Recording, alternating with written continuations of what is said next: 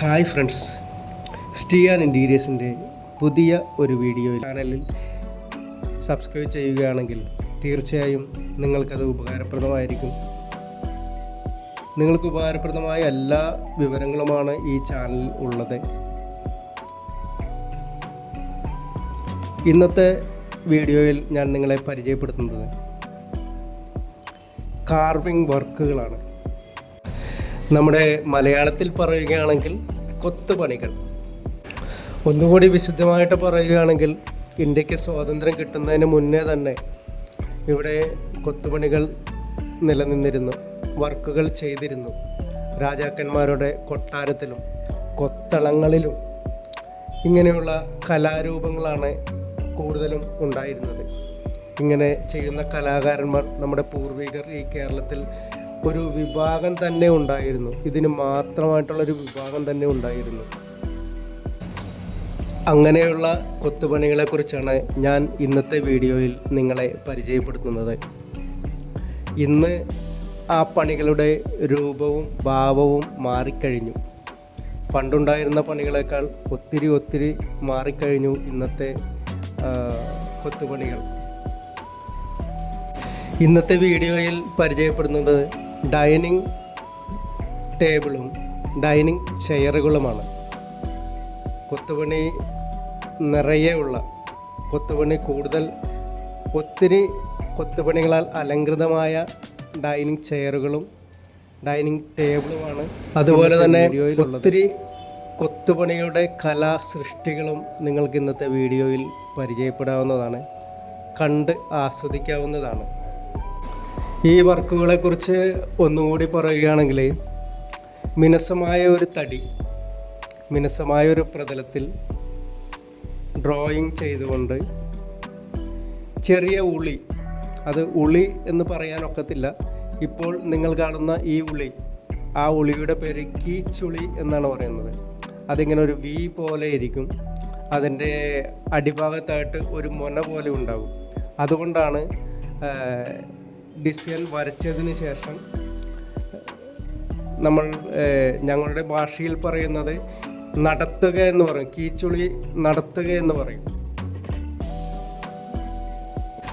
അതായത് ആ വരയിൽ കൂടി ഉളി കൊണ്ട് പാടുകൾ ഇടുന്നു. അതിനെ നടത്തുക എന്നാണ് പറയുക. അതിനുശേഷമാണ് പണികൾ തുടങ്ങുന്നത്. അതിനുശേഷമാണ് അതിൻ്റെ തട്ടുകളെടുത്ത്, അതായത് മിനുസമായ ഒരു ലെയറിൽ, ഒരു പ്ലെയിനായിട്ടുള്ള ലെയറിൽ ഡ്രോയിങ് ചെയ്തുകൊണ്ട് ആദ്യം വരയിലൂടെ അതിൻ്റെ ഡിസൈൻ ഒന്നുകൂടി പാടുകൾ ഇട്ടുകൊണ്ട് പിന്നെ നമ്മൾ ബാക്കിയുള്ള ഭാഗം തട്ടെടുത്ത് കുഴിക്കുകയാണ് ചെയ്യുന്നത്. തട്ട് എടുക്കുകയാണ്. അതിന് ശേഷമാണ് ബാക്കി അതിൻ്റെ ഡിസൈൻ പണികളൊക്കെ ചെയ്യുന്നത്. പ്ലെയിനായിട്ടുള്ളൊരു പ്രതലമല്ലേ, അപ്പോൾ അതിനൊരു എടുപ്പ് കിട്ടുക, അതൊരു 1 നൂലോ 1/4 ഇഞ്ചോ ഒക്കെ താത്തിയാണ് ഈ വർക്കുകൾ ആരംഭിക്കുന്നത്. ഇപ്പോൾ ഈ ചിത്രങ്ങളിൽ കാണുന്ന ഈ വർക്കാണെങ്കിൽ അതൊരു 1/4 ഇഞ്ച് തട്ട് പോലെ എടുത്തുകൊണ്ട് ആണ് ചെയ്തിരിക്കുന്നത്. അങ്ങനെ ചെയ്തെങ്കിലേ ഈ പണിക്കൊരു പ്രൊജക്ഷൻ കിട്ടുകയുള്ളൂ.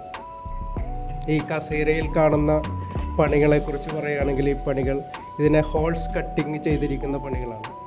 ചാരിൽ ഹോൾസ് കട്ടിങ് ആണ് ചെയ്തിരിക്കുന്നത്. ഇവിടെ ഫ്ലവറുകൾ ഉണ്ടാക്കുമ്പോഴും കണ്ട, ഈ വർക്കിനെയാണ് കീച്ചുളി നടത്തുക എന്ന് പറയുന്നത്. ഈ വർക്കിനെ കുറിച്ചാണ്. ഇതിനെ നടത്തുക എന്നാ പറയുക. ഇനിയാണ് ഇതിൻ്റെ അടുത്ത ഘട്ടത്തിലേക്ക് കടക്കുന്നത്. തട്ടെടുക്കുന്നത്.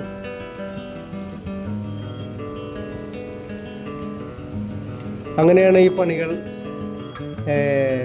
പൂർണ്ണ രൂപത്തിലേക്ക് എത്തുന്നത്.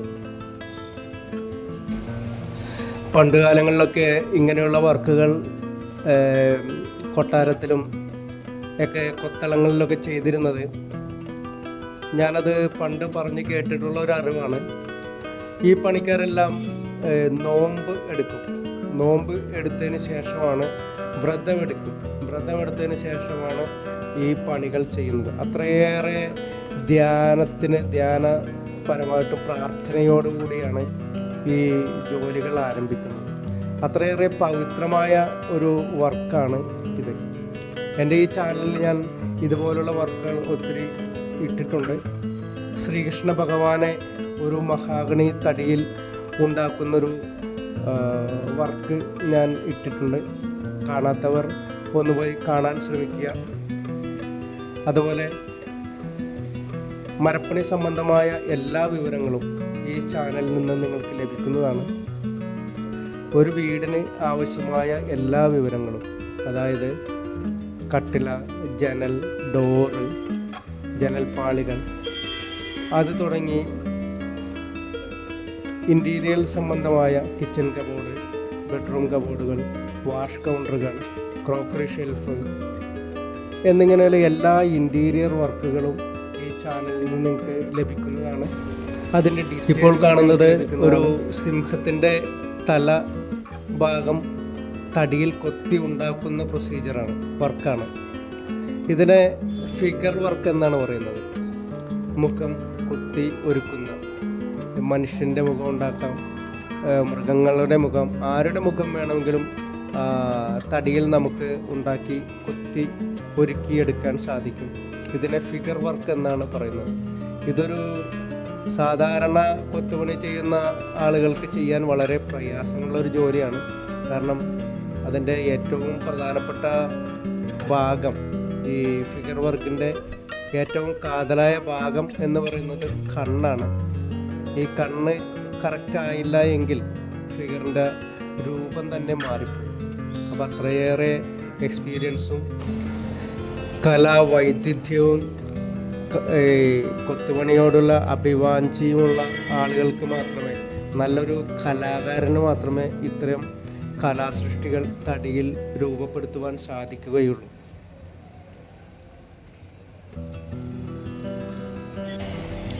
ഏതായാലും ഇന്നത്തെ വീഡിയോ നിങ്ങൾക്ക് ഉപകാരപ്രദമായിരിക്കും എന്ന് കരുതുന്നു. ഇന്നത്തെ വീഡിയോ നന്നായി നിങ്ങൾ ആസ്വദിച്ചു എന്ന് വിചാരിക്കുന്നു.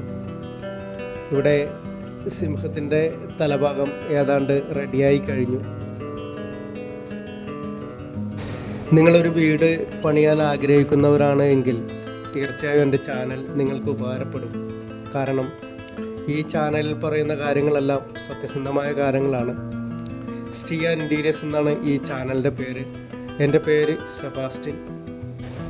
വീഡിയോ നിങ്ങൾക്ക് ഉപകാരപ്രദമാവുകയാണെങ്കിൽ നിങ്ങൾ ഒരു ലൈക്ക് ചെയ്യുക, അതുപോലെ ഷെയർ ചെയ്യുക. നിങ്ങൾക്ക് ഇഷ്ടപ്പെടുന്ന, നിങ്ങൾക്ക് ഉപകാരപ്പെടുന്ന ഒരു വീട് സംബന്ധമായ എല്ലാ വിവരങ്ങളും മാത്രമേ ഞാൻ ഈ ചാനലിൽ ഉൾപ്പെടുത്തുന്നുള്ളൂ. മറ്റൊരു പുതിയ വീഡിയോയുമായി എത്രയും വേഗം ഞാൻ തിരിച്ചു വരുന്നതാണ്.